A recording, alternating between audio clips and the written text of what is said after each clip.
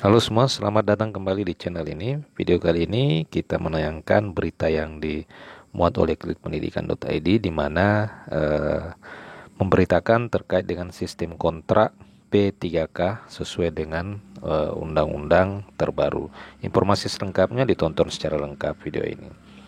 Rekan-rekan, setelah nanti resmi sistem kontrak dihapus, masa kerja P3K 2024 tidak akan lagi mengacu pada kontrak dengan mengacu ke aturan baru.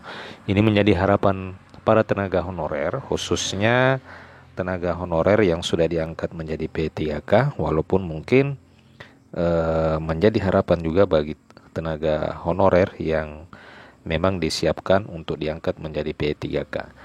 Pengangkatan menjadi P3K menjadi salah satu solusi di dalam penyelesaian persoalan tenaga honorer sesuai dengan apa yang diamanahkan oleh Undang-Undang ASN Nomor 20 Tahun 2023. Berkaitan dengan hal tersebut, pemerintah memang telah menyiapkan sebanyak 1,7 juta formasi P3K untuk mengakomodir persoalan tenaga honorer.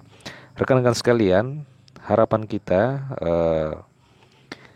masa kontrak P3K itu bisa dihilangkan sehingga masa kerja P3K 2024 ini bisa setara dengan PNS. Karena ditakutkan jika masa kerja P3K 2024 masih saja mengacu ke sistem kontrak, pemerintah harus dan akan terus membuka perekrutan baru pada saat sistem kontrak atau masa kontrak P3K itu berakhir.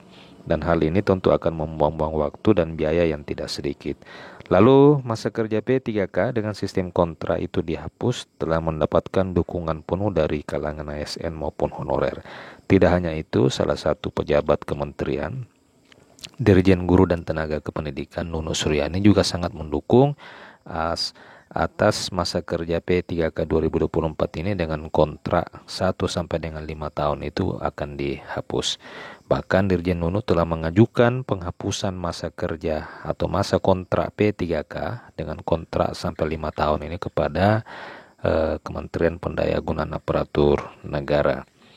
Jadi semoga saja di tahun depan masa kerja atau tahun ini masa kerja honorer yang telah diangkat menjadi P3K 2024 itu dihapus sehingga tidak hanya dikontrak dalam 1 hingga 5 tahun.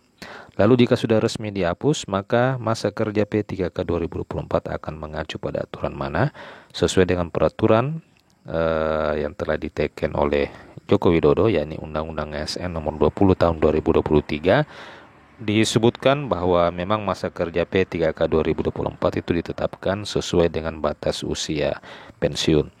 Jadi batas usia pensiun ini tentu pada saat berumur 58 tahun dan mudah-mudahan ini segera diterapkan agar supaya para tenaga P3K ini dapat bekerja secara maksimal tanpa harus memikirkan kinerja dan masa kontraknya berakhir.